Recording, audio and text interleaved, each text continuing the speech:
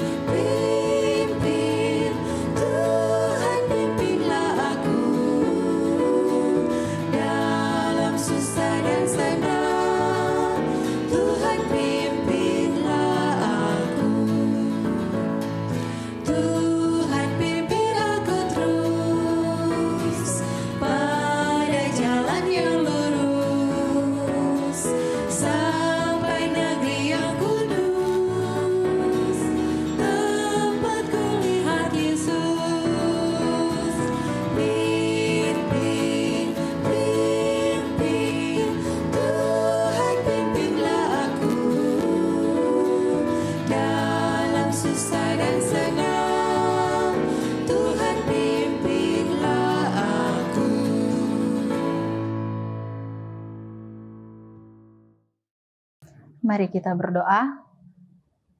Ya Tuhan Allah Bapa kami dalam kerajaan sorga, terima kasih atas berkat dan pernyataan-Mu, sehingga sampai saat ini kami masih bisa merasakan akan berkat dan kasih karunia-Mu.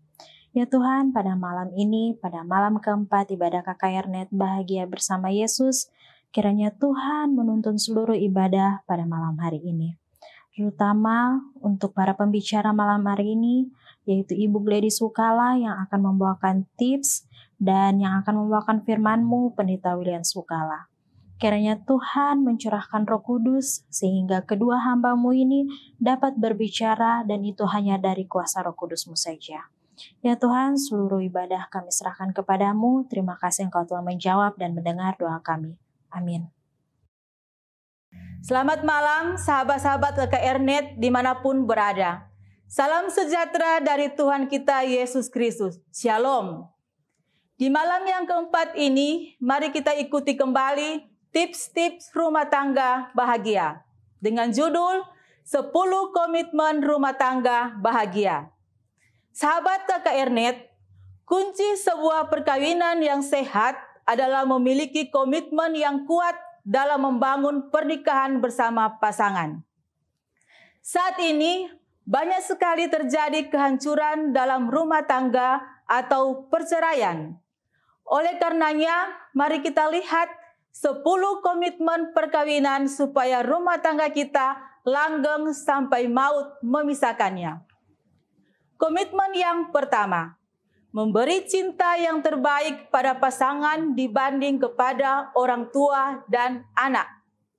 Kejadian 2 ayat 24 berkata, sebab itu seorang laki-laki akan meninggalkan ayahnya dan ibunya dan bersatu dengan istrinya, sehingga keduanya menjadi satu daging. Kita perlu mencintai orang tua kita, anak-anak kita, tapi suami istri harus mencintai lebih dari mencintai orang tua dan juga anak-anak. Yang kedua, tidak mengorbankan pasangan demi apapun termasuk karir dan jabatan. Apapun pekerjaan kita, karir kita, pasangan hidup kita yang pertama. Jangan rumah tangga jadi korban karena karir atau pekerjaan kita. Saat ini, banyak rumah tangga korban karena pekerjaan. Makanya komitmen yang kedua, tidak mengorbankan pasangan demi apapun termasuk karir dan jabatan. Yang ketiga, belajar menghargai pasangan dengan cara memujinya sesering mungkin. Salah satu sifat alami manusia, memuji dan ingin dipuji sehingga menjadi makam puji, kata orang Manado. Sahabat Kakak Ernest, pasangan kita, apakah suami atau istri, butuh dihargai. Dan salah satu cara kita menghargai adalah memuji pasangan kita. Komitmen yang keempat, berusaha mencukupkan kebutuhan pasangan baik secara fisik, finansial, emosi, maupun spiritual. Kebahagiaan dalam rumah tangga jika kebutuhan fisik, kebutuhan emosi, kebutuhan finansial, kebutuhan spiritual. Komitmen yang kelima, berusaha merawat cinta dengan memberikan waktu yang terbaik pada pasangan. Menyediakan bukan menyisakan waktu. Kita harus makan bersama, rekreasi, dan ngobrol bersama. Yang keenam, saat pasangan melakukan kesalahan, benci kesalahannya tetapi bukan pribadinya. Bersedia saling memaafkan karena Tuhan sudah lebih dulu memaafkan. Komitmen yang ketujuh, jika Tuhan mengaruniakan anak, harus mengasuhnya secara kompak dengan kasih sayang. Bertekad tidak akan mengabaikan anak dengan alasan apapun. Komitmen yang kedelapan, menerima pasangan apa adanya, bukan ada apanya. Terima apa adanya pasangan kita. Komitmen yang kesembilan, tidak menyerang atau menyakiti pasangan dengan kata-kata atau tindakan. Komitmen yang ke-10, saya menikahi orang yang saya kenal dengan baik.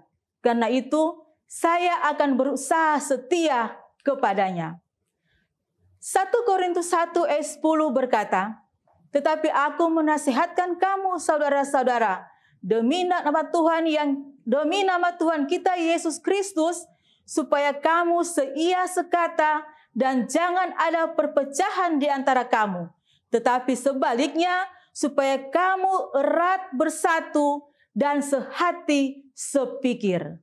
Terima kasih. Shalom. Tuhan Yesus memberkati. Maukah engkau bebas dari dosa, dalam darah-Nya ada kuasa.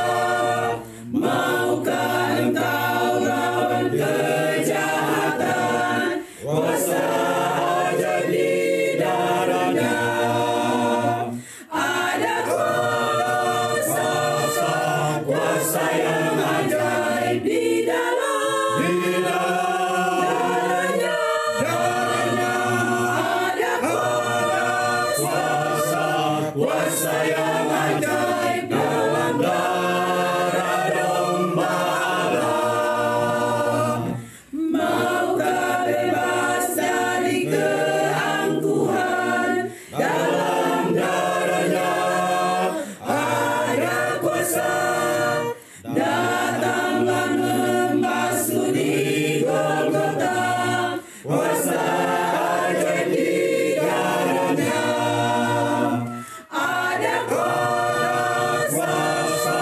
kuasa yang ajaib di dalam darahnya ada kuasa yang ajaib dalam darah Domba Allah. Maukah melayani Yesus Raja? Dalam darahnya ada kuasa. Maukah nyanyi pujian baginya? Kuasa ajaib di darahnya. Ada kuasa yang ajaib di dalam darahnya. Ada kuasa yang ajaib dalam darah Domba Allah. Ada kuasa yang ajaib di dalam darahnya. Ada kuasa yang ajaib dalam darah Domba Allah. Mari kita berdoa. Bapa kami yang berdiam di takhta kemuliaan surga, saat ini kembali kami datang lagi bersyukur, berterima kasih karena betapa baiknya Engkau di dalam kehidupan kami yang senantiasa menjaga, melindungi kami, memelihara kami, mencurahkan berkat indah dalam kehidupan kami. Saat ini kami datang kepadamu memohon ampun atas setiap salah dan dosa kami, agar kami layak dengan semua permohonan yang kami akan sampaikan saat ini. Kami berdoa secara khusus kebaktian kebangunan rohani kerjasama Yayasan Cornelius dan daerah misi Nusa Utara. Tuhan, Engkau berkati kegiatan ini agar lewat kebaktian kebangunan rohani ini iman kami dikuatkan, iman kami bertumbuh, dan kami benar-benar dipersiapkan untuk kehidupan kekal nanti. Mendoakan secara khusus Pendeta William Swukala yang akan mengutarakan firman. Kiranya urapan kuasa Roh Kudus akan menjadi bagiannya, sehingga dia mampu mewartakan firman yang dapat menjadi kekuatan bagi kami semua. Mendoakan anak-anak Tuhan yang bergumul dengan kehidupan mereka, pergumulan pribadi, keluarga, kelompok, ataupun apa saja bentuk pergumulan yang sedang digumuli. Kiranya Engkau datang melawat, kiranya Engkau datang menolong, sehingga ada solusi yang terbaik dalam setiap pergumulan yang dihadapi, karena kami mengandalkan Engkau sebagai Tuhan kami. Oh Tuhan Bapa di sorga, kami berterima kasih karena Engkau bersedia mendengar. Kami berterima kasih karena Engkau bersedia menjawab sesuai kemurahan-Mu. Karena kami sudah berdoa dan mengucap syukur hanya di dalam nama Tuhan Yesus yang telah menjadi penebus dan juru selamat kami yang hidup. Haleluya. Amin. Terpujilah nama Tuhan. Tibalah saatnya bagi kita untuk mendengarkan sabda firman Tuhan yang akan disampaikan oleh Pendeta William Swukala MTH. Beliau menikah dengan Ibu Gladys Mamesah dan dikaruniai Tuhan 1 orang anak. Pendeta William Swukala saat ini melayani sebagai Direktur Misi Advent dan Sekretaris Asosiasi Kependetaan Gereja Masehi Advent Hari ke-7, Daerah Misi Nusa Utara. Judul firman Tuhan pada malam ini adalah Bahagia dalam Kesetiaan. Kita ikuti lagu tema yang akan dipimpin oleh Praise Team. Happiness is to know the Savior, living a life within His favor, having a change in my behavior. Happiness is the Lord. Happiness is a new creation, Jesus and me in close relation, having a part in His salvation. Happiness is the Lord.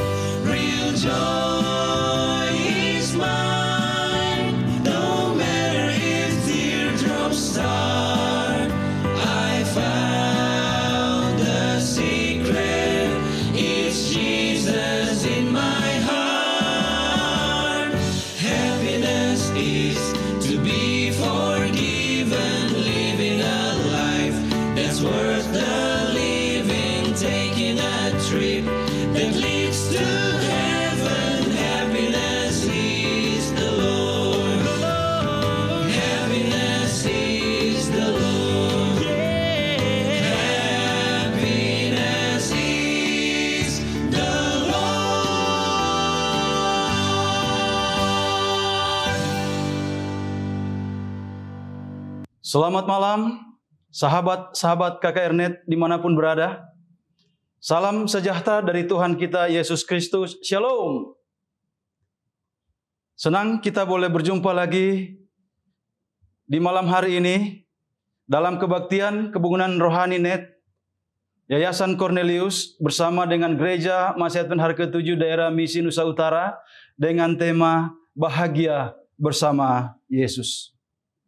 Dan tidak terasa saudaraku, malam ini adalah malam yang keempat dan judul perenungan firman Tuhan malam ini adalah Bahagia dalam Kesetiaan. Sahabat-sahabat net dimanapun berada, sebelum kita lebih jauh merenungkan firman Tuhan malam ini, mari kita berdoa memohon kuasa Roh Kudus. Kita berdoa. Ya Allah, ya Tuhan kami di sorga, Allah yang baik, Allah yang telah memberkati kami sepanjang hari ini.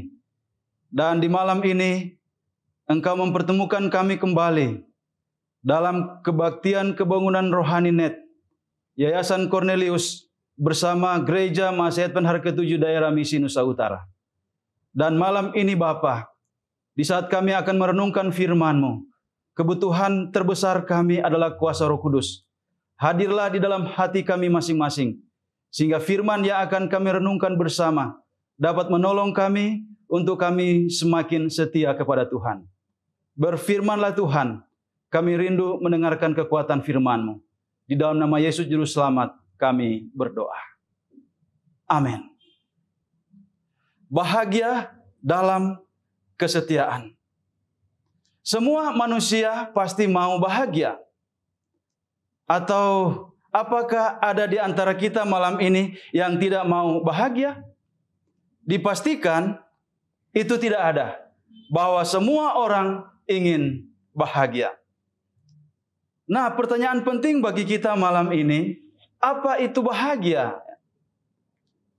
Kalau sahabat-sahabat membuka Kamus Besar Bahasa Indonesia dan melihat kata bahagia, bahwa di Kamus Besar Bahasa Indonesia menjelaskan bahagia itu adalah keadaan atau perasaan senang dan tentram, bebas dari segala yang menyusahkan. Itu bahagia menurut Kamus Besar Bahasa Indonesia. Kemudian berbahagia menurut Kamus Besar Bahasa Indonesia adalah dalam keadaan yang bahagia atau menikmati kebahagiaan.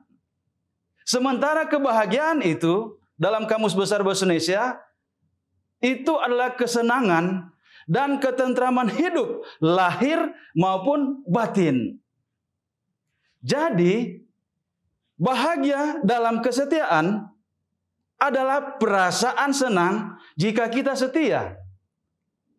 Kalau tidak setia, maka itu berarti perasaan tidak senang. Sahabat KKRNet dimanapun berada, apakah kita pernah merasakan hal ini? Bahwa kita senang oleh karena kita mempraktikkan kesetiaan. Kemudian, kalau kita kembali membuka Kamus Besar Bahasa Indonesia, sehubungan dengan kata setia. Setia ini adalah berpegang teguh pada janji atau pendirian, patuh dan taat, itu setia. Sementara kesetiaan menurut Kamus Besar Bahasa Indonesia adalah keteguhan hati, ketaatan dalam persahabatan, perhambaan dan sebagainya. Itu menurut Kamus Besar Bahasa Indonesia sehubungan dengan setia atau kesetiaan. Nah, judul renungan kita malam ini, bahagia dalam kesetiaan. Perasaan senang jika kita setia, sama dengan perasaan senang jika kita taat. Atau perasaan ini senang jika kita berpegang teguh pada janji-janjinya. Jadi, sahabatku, saudara-saudara dimanapun berada, ternyata orang yang bahagia sebenarnya adalah orang yang taat. Kemudian kita masih kembali lagi ke Kamus Besar Bahasa Indonesia sehubungan dengan kata taat ini. Bahwa ternyata orang yang bahagia adalah orang yang taat. Nah, menurut Kamus Besar Bahasa Indonesia, taat adalah senantiasa tunduk kepada Tuhan. Itu taat. Atau tunduk kepada pemerintah dan sebagainya. Mari kita ambil kata taat yang artinya tunduk kepada Tuhan. Orang yang bahagia adalah orang yang tunduk kepada Tuhan. Orang yang bahagia adalah orang yang tunduk kepada Tuhan. Dan orang yang tunduk kepada Tuhan artinya adalah orang yang selalu menyembah Tuhan. Jadi, kebahagiaan itu ternyata jika kita menyembah Tuhan dengan benar. Sembah, ya, kata sembah ini saudara, itu artinya ada sebuah pernyataan hormat. Kemudian menyembah berarti suatu kegiatan menghormati dengan mengangkat sembah atau pernyataan hormat kepada seseorang yang kita sembah. Itu penyembahan. Nah, dalam bahasa Ibrani, ya, sembah atau penyembahan itu adalah saha atau tindakan untuk berlutut, ya, menyembah.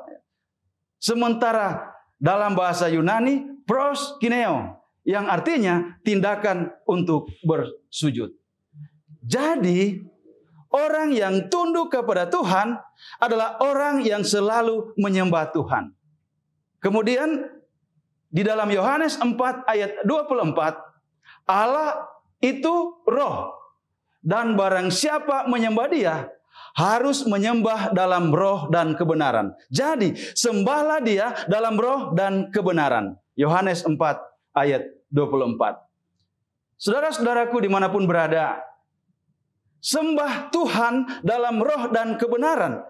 Maka kita akan hubungkan ini pekabaran di dalam Wahyu pasal 14 ayat 6 sampai 13 di dalam kitab suci. Ini pemberitahuan tentang penghakiman. Kita mulai dari ayat yang ke-6, Wahyu pasal 14. Dan aku melihat seorang malaikat lain terbang di tengah-tengah langit, dan padanya ada Injil yang kekal untuk diberitakannya kepada mereka yang diam di bumi, dan kepada semua bangsa dan suku dan bahasa dan kaum. Kemudian ayat 7. Dan ia berseru dengan suara nyaring, takutlah akan Allah dan muliakanlah Dia, karena telah tiba saat penghakimannya, dan sembahlah Dia yang telah menjadikan langit dan bumi dan laut dan semua mata air. Saudara lihat, di sana ada kata sembahlah Dia. Jadi, berita penghakiman menurut firman Tuhan di dalam Wahyu pasal 14 ayat 6 sampai 13 ini saudara, ya. Yang pertama ada Injil kekal. Bahwa Injil kekal, kabar baik itu harus diberitakan kepada semua orang. Kemudian apa isi berita? Isi beritanya adalah takutlah akan Allah, muliakanlah Dia, sembahlah Dia yang telah menjadikan langit dan bumi. Sembahlah Dia, itu isi berita. Dan kita hubungkan, ya, dengan pemberitaan firman Tuhan pada malam ini bahwa orang yang bahagia adalah orang yang menyembah Tuhan. Kita menyembah Tuhan yang telah menjadikan langit dan bumi. Sembahlah Dia yang telah menjadikan langit dan bumi. Orang yang bahagia adalah orang yang menyembah Tuhan. Tuhan yang mana, saudaraku?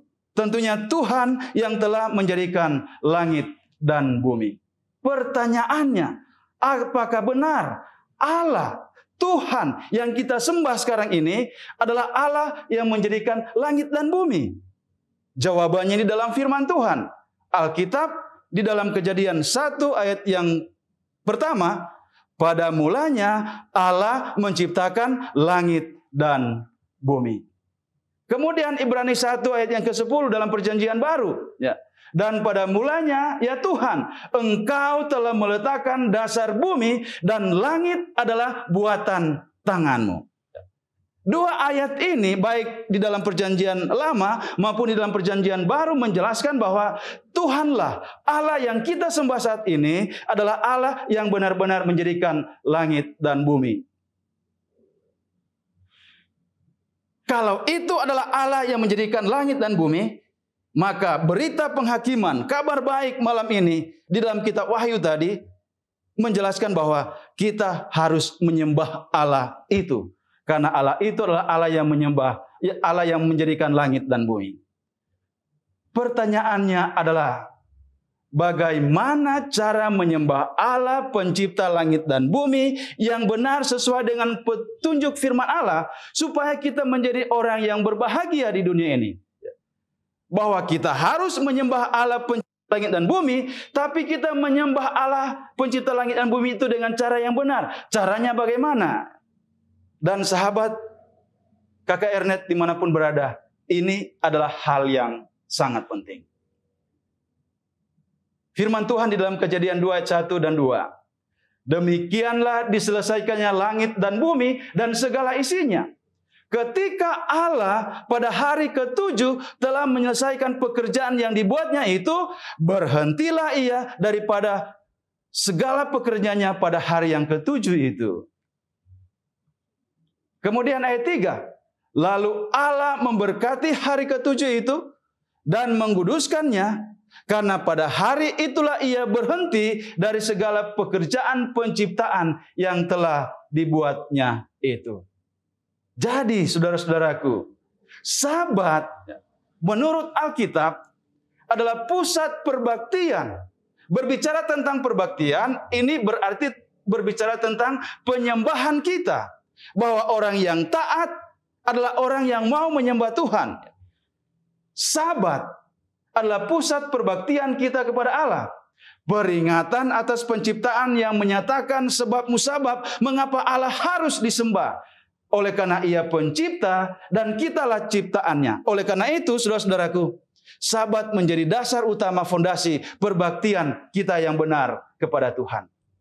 Dan menurut firman Tuhan yang kita bacakan tadi bahwa pada hari Sabat itu Allah berhenti, kemudian Allah memberkati dan Allah menyucikan akan hari Sabat itu. Menyembah Allah pada hari Sabat, itu yang harus kita lakukan kalau kita mau bahagia di atas dunia ini.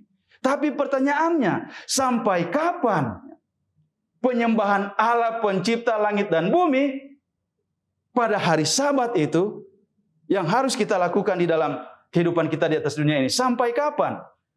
Mari kita lihat di dalam Keluaran 31 ayat 16.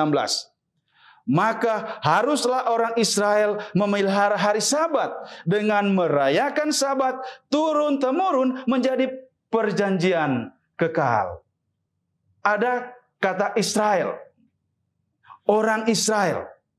Dan orang Israel ternyata mereka menyembah Allah pada hari Sabat.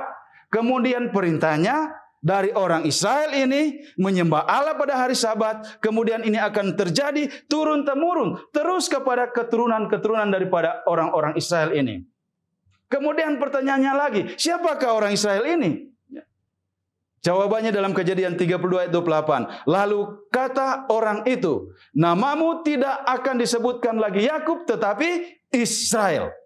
Sebab engkau telah bergumul melawan Allah dan manusia dan engkau menang. Jadi Israel itu dari Yakub kemudian menjadi pemenang. Yakub, Israel dan pemenang. Kejadian 32 ayat yang ke-38. Berbicara tentang Yakub, saudaraku, maka ini tidak lepas dari bapa leluhurnya yang bernama Abraham, kemudian datang kepada Ishak, kemudian datang kepada Yakub. Abraham, Ishak, kemudian Yakub. Nah, mari kita kembali ke Keluaran 31:16. Maka haruslah orang Israel memelihara hari Sabat dengan merayakan Sabat turun-temurun menjadi perjanjian kekal. Jadi, menyembah Allah pencipta pada hari Sabat ternyata itu sudah dimulaikan dari Taman Eden. Kemudian datang kepada Abraham, kemudian datang kepada Ishak, kemudian datang kepada Israel. Dan firman Tuhan tadi berkata bahwa dari Israel ini, kemudian dia akan datang sampai kepada keturunannya. Turun-temurun. Di dalam Keluaran pasal 1, kalau saudara-saudara boleh membuka Alkitab dimanapun saudara berada saat ini, ya. Sejarahnya, saudara, daripada bangsa Israel ini, bahwa mereka pernah ditindas di Mesir. Kemudian di ayat yang ke-8 pasal 1, bangkitlah seorang raja baru memerintah tanah Mesir yang tidak mengenal Yusuf. Kita tahu bersama bahwa Yusuf menjadi orang yang penting di Mesir. Tapi setelah datang raja yang baru yang memerintah tanah Mesir, dia tidak mengenal Yusuf. Ayat 9. Berkatalah raja itu kepada rakyatnya, bangsa Israel itu sangat banyak dan lebih besar jumlahnya daripada kita. Ayat 13. Lalu dengan kejam orang Mesir memaksa orang Israel bekerja. Dan memahitkan, ayat 14, dan memahitkan hidup mereka dengan pekerjaan yang berat, yaitu mengerjakan tanah liat dan batu bata dan berbagai-bagai pekerjaan di padang. Ya, segala pekerjaan yang dengan kejam dipaksakan orang Mesir kepada mereka itu. Kemudian di dalam Keluaran 3 ayat 5 dan 6, lalu ia berfirman, janganlah datang dekat-dekat, tanggalkanlah kasutmu dari kakimu, sebab tempat di mana engkau berdiri itu adalah tanah yang kudus. Allah yang telah menjadikan langit dan bumi, Allah yang telah menjadikan hari Sabat itu, bahkan Allah yang telah menjadikan manusia, agar supaya juga menguruskan akan hari Sabat itu, dan disampaikan itu sampai kepada bangsa Israel. Namun mereka itu ditawan di Mesir, kemudian mereka menjadi budak, saudara, tapi pada akhirnya Allah kembali membebaskan mereka. Seperti itu ya sejarah daripada bangsa Israel ini. Kemudian ayat 6, Keluaran pasal 3, lagi ia berfirman, akulah Allah ayahmu, Allah Abraham, Allah Ishak dan Allah Yakub. Lalu Musa menutupi mukanya sebab ia takut memandang Allah. Nah, saudara-saudara, kenapa saya mau mengangkat sejarah sedikit daripada bangsa Israel? Padahal kita sementara berbicara tentang penyembahan kita kepada Allah dengan cara yang benar. Bahwa orang yang bahagia adalah orang yang menyembah Allah pencipta langit dan bumi. Dan orang yang menyembah Allah pencipta langit dan bumi adalah orang yang menjaga kekudusan Sabat. Orang yang memelihara hari Sabat itu. Kemudian setelah Musa membawa mereka keluar dari penindasan di Mesir, maka dalam perjalanan mereka di padang gurun itu, Tuhan memberikan firman kepada Musa. Di dalam Keluaran 20 ayat 1 dan 2, lalu Allah mengucapkan segala firman ini, akulah Tuhan Allahmu yang membawa engkau keluar dari tanah Mesir, dari tempat perbudakan. Kemudian kita datang ke ayat 8, saudara. Ingatlah dan kuduskanlah hari Sabat. Mengapa harus ingat, saudara? Oleh karena bangsa Israel ini dalam perbudakan, karena mereka dijajah, mereka dipaksakan untuk bekerja, sampai pada hari Sabat mereka harus bekerja, dan itu terjadi sekian lama waktunya, maka bangsa Israel telah melupakan pengudusan Sabat. Padahal sebelum mereka ditawan di Mesir, mereka adalah orang-orang yang menguduskan Sabat. Tapi mereka melupakan itu karena mereka ditindas. Makanya dalam perjalanan mereka di saat Tuhan mengeluarkan mereka dari Israel, dari Mesir menuju tanah Kanaan, maka Tuhan mengingatkan pada mereka untuk mengingat akan hari Sabat. Dari 10 perintah Tuhan, kalau saudara baca baik-baik, ternyata hanya Keluaran 20 ayat 8, hukum yang keempat, ingatlah dan kuduskanlah hari Sabat. Hanya hukum yang keempat, Tuhan menggunakan kata ingat. Kenapa harus ingat? Itu pertanyaannya. Oleh karena manusia lupa, maka kita harus ingat. Tetapi yang menjadi masalah adalah manusia pura-pura lupa. Sebenarnya kita sudah tahu bagaimana cara menguduskan Sabat, tapi kita pura-pura lupa. Sehingga ini diingatkan kembali pada kita. Ingat dan kuduskan hari Sabat. Kemudian, mari kita lanjut, saudara. Apakah penyembahan pada hari Sabat masih diingat terus? Apakah hanya sampai kepada bangsa Israel? Di saat mereka ada di padang gurun saat itu. Kita lompat ke zaman raja-raja daripada bangsa Israel. Kita ambil contoh saja Raja Hizkia. Di dalam 2 Tawarik 31 ayat yang ketiga. Raja memberi sumbangan dari harta miliknya untuk korban bakaran, yakni korban bakaran pada waktu pagi dan pada waktu petang, korban bakaran pada hari-hari Sabat dan pada bulan-bulan baru dan pada hari-hari raya yang semuanya tertulis di dalam Taurat Tuhan. Ternyata menyembah Tuhan Allah pencipta langit dan bumi, menyembah Tuhan pada hari Sabat itu dia berlanjut terus, ya. Bukan hanya sampai kepada zaman bangsa Israel keluar dari Mesir dan Tuhan ingatkan mereka untuk ingat kembali hari Sabat. Ternyata dia berjalan terus, ya, sampai kepada zaman raja-raja. Dan contohnya di zaman pemerintahan Raja Hizkia, ya, hari Sabat ini masih diingat. Kemudian kita tinggalkan zaman raja-raja. Kita datang kepada zaman nabi-nabi. Kita ambil saja misalnya Nabi Nehemia. Kalau kita membuka Nehemia 13 ayat 17. Lalu aku menyesali pemuka-pemuka orang Yehuda. Kataku kepada mereka, kejahatan apa yang kamu lakukan ini dengan melanggar kekudusan hari Sabat? Kenapa mereka melanggar kekudusan hari Sabat? Oleh karena hari Sabat masih harus dijaga kekudusannya. Dan di saat mereka melakukan kejahatan, melanggar kekudusan hari Sabat, maka Tuhan mengingatkan ini kembali kepada bangsa Israel lewat Nabi Nehemia. Mengapa melanggar kekudusan Sabat? Itu berarti bahwa ternyata sampai di zaman Nehemia, Sabat itu masih ada.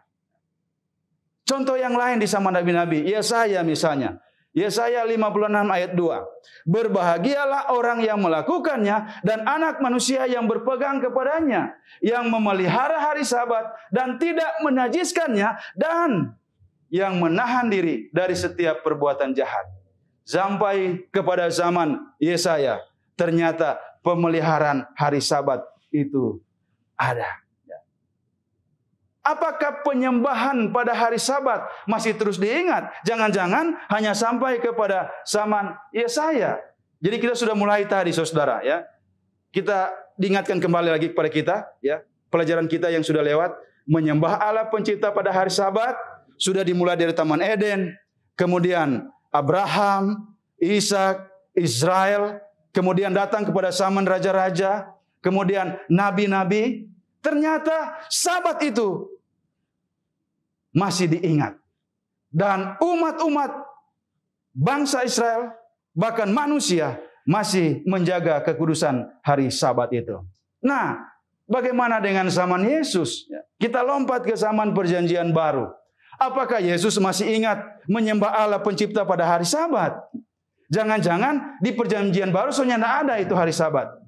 Tapi Markus 1:21 berkata, mereka tiba di Kapernaum. Setelah hari Sabat mulai, Yesus segera masuk ke dalam rumah ibadat dan mengajar di sana. Ternyata sampai di zaman perjanjian baru, ya, Yesus pun masuk ke rumah ibadat pada hari Sabat. Kemudian Lukas 4 ayat 6. Ya.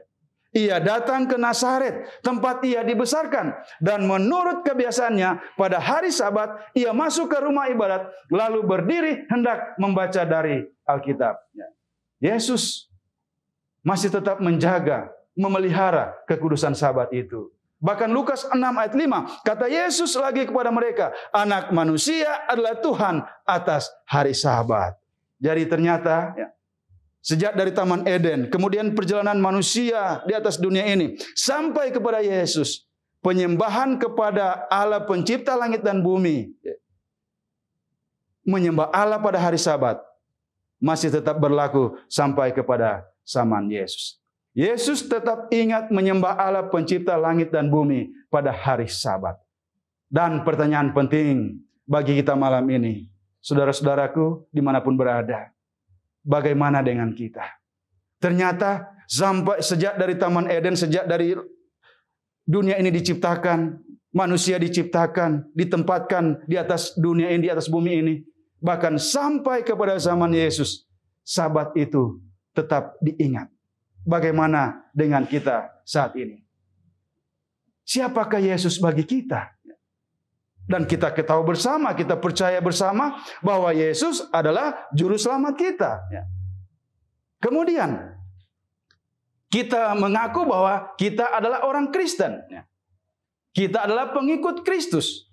Kalau kita orang Kristen, kita pengikut Kristus, maka saya akan melakukan sama seperti yang Yesus lakukan. Kalau Yesus pada setiap hari Sabat pergi ke rumah ibadat, maka kita juga, kalau kita pengikut Kristus, kalau kita orang Kristen, maka kita akan melakukan hal yang sama. Jangan sampai kita, seperti dikatakan dalam Matius 15:9, percuma mereka beribadah kepadaku, sedangkan ajaran yang mereka ajarkan ialah perintah manusia. Percuma menyembah Tuhan kalau tidak menyembah Tuhan dengan benar. Dan ternyata menyembah Tuhan dengan benar adalah menyembah Tuhan pada hari Sabat. Nah, bagaimana dengan orang Kristen yang pertama? Di dalam Kisah Para Rasul 11:26 menjelaskan bahwa ternyata orang Kristen yang pertama itu ada di Antioquia. Di sana mereka pertama. Saudara boleh lihat dalam Kisah Para Rasul 11 ayat yang ke-26. Kemudian, bagaimana dengan cara menyembah orang Kristen yang pertama di Antioquia? Kisah Para Rasul 13 ayat 14. Dari Perga, mereka melanjutkan perjalanan mereka, lalu tiba di Antioquia di Pisidia. Pada hari Sabat, mereka pergi ke rumah ibadat, lalu duduk di sana. Ternyata orang Kristen yang mula-mula setelah zaman Yesus, kemudian datang kepada orang-orang Kristen, pengikut Kristus, mereka juga datang ke rumah ibadat pada hari Sabat. Bahkan rasul-rasul pun memberi contoh. Misalnya Rasul Paulus, Kisah Para Rasul 18:4. Setiap hari Sabat, Paulus berbicara dalam rumah ibadat. Jadi luar biasa, ternyata Sabat itu masih tetap berlaku. Pertanyaannya bagi kita, sampai kapan Sabat itu? Saya senang menyampaikan ini kepada saudara-saudara di dalam Yesaya 66 ayat 22. Sebab sama seperti langit yang baru dan bumi yang baru, yang akan kujadikan itu tinggal tetap di hadapanku. Demikianlah firman Tuhan. Demikianlah keturunanmu dan namamu akan tinggal tetap. Kemudian ayat 23. Bulan berganti bulan dan Sabat berganti Sabat, maka seluruh umat manusia akan sujud menyembah di hadapanku. Di bagian pertama tadi ayat 22, seperti langit yang baru dan bumi yang baru. Yang kita percayai bersama bahwa langit yang baru dan bumi yang baru ini adalah sorga. Tempat di mana Tuhan siapkan bagi kita semua untuk tinggal di sana. Dan ternyata sampai di sorga, di langit yang baru itu, Sabat masih tetap berlaku. Jadi mari kita simpulkan saudara. Menyembah Allah pencipta pada hari Sabat. Sejak dari Taman Eden. Datang kepada Abraham, Ishak, Israel, kemudian raja-raja, nabi-nabi, zaman Yesus, rasul-rasul, orang-orang Kristen yang pertama, bahkan sampai di dunia baru. Kalau itu mau sampai di dunia baru, berarti di zaman kita ini sebelum Tuhan datang membawa kita ke dunia yang baru, maka kita juga harus merayakan Sabat. Sahabatku, saudara-saudara dimanapun berada, orang yang bahagia adalah orang yang tunduk kepada Tuhan. Dan orang yang bahagia adalah orang yang menyembah Tuhan Sang Pencipta. Dan orang yang bahagia adalah orang yang menyembah Tuhan Sang Pencipta dengan cara yang benar. Caranya bagaimana? Menyembah Tuhan pada hari Sabat. Itu berarti saudara-saudara, orang yang bahagia itu adalah orang yang taat, memelihara, dan menjaga kekudusan Sabat. Tuhan memberkati saudara-saudara dimanapun berada. Sampai jumpa besok malam. Shalom. Mari kita berdoa. Bapa di sorga, kembali kebenaran firman Tuhan disampaikan malam ini dalam kegiatan kebaktian kebangunan rohani net. Terima kasih Tuhan bahwa kami rindu hidup bahagia di dunia ini. Dan pelajaran firman Tuhan yang disampaikan pada kami malam ini, orang yang bahagia adalah orang yang taat kepada Tuhan. Dan orang yang taat kepada Tuhan adalah orang yang menyembah pencipta langit dan bumi. Bahwa Tuhanlah yang menciptakan langit dan bumi ini. Kemudian kami akan menyembah Tuhan pencipta langit dan bumi ini dengan cara kami mau menjaga kekudusan akan hari Sabat itu. Dan ternyata hari Sabat itu ada sejak dari dunia diciptakan sampai kepada Abraham, sampai kepada Israel, sampai kepada zaman raja-raja, sampai kepada zaman nabi-nabi, bahkan sampai kepada zaman Yesus, rasul-rasul, orang Kristen yang pertama, bahkan sampai di dunia baru. Sabat itu tetap ada. Maka di zaman ini, sebelum Tuhan datang kedua kali, dan kami akan tinggal di dunia yang baru, ajarlah kami Tuhan, untuk dapat menjaga kekudusan Sabat itu. Terima kasih Tuhan atas pelajaran ini. Biar dapat kami hidupkan di dalam kehidupan kami. Memberkati kami semua malam ini. Sahabat-sahabat KKR.net dimanapun berada, kiranya berkat Tuhan jadi bagian mereka. Berkat jasmani maupun berkat rohani. Inilah doa syukur kami malam ini. Kami berdoa dan mengakhiri firman Tuhan malam ini. Di dalam nama Yesus Juru Selamat penebus dosa kami. Amin. Puji Tuhan atas sabda firman Tuhan yang boleh kita dengarkan. Puji Tuhan karena rangkaian acara kita pada malam hari ini boleh terlaksana dengan baik. Kiranya berkat Tuhan tetap menjadi bagian kita semua, terlebih khusus saudara yang telah mengikuti acara ini. Kami tetap mengundang Anda sekalian untuk kembali bergabung bersama kami pada besok malam, pukul 19.00 waktu Indonesia Tengah melalui live streaming di kanal YouTube atau lewat link Facebook Cornelius Media. Pembahasan firman Tuhan pada besok malam berjudul Bahagia dalam Ketulusan yang akan disampaikan oleh Pendeta Jensen Rompas MTH. Terima kasih untuk kebersamaan kita pada malam hari ini. Akhirnya saya mewakili panitia dan kru yang bertugas mengucapkan selamat malam. Tuhan Yesus memberkati kita semua. Sampai jumpa besok malam. Shalom.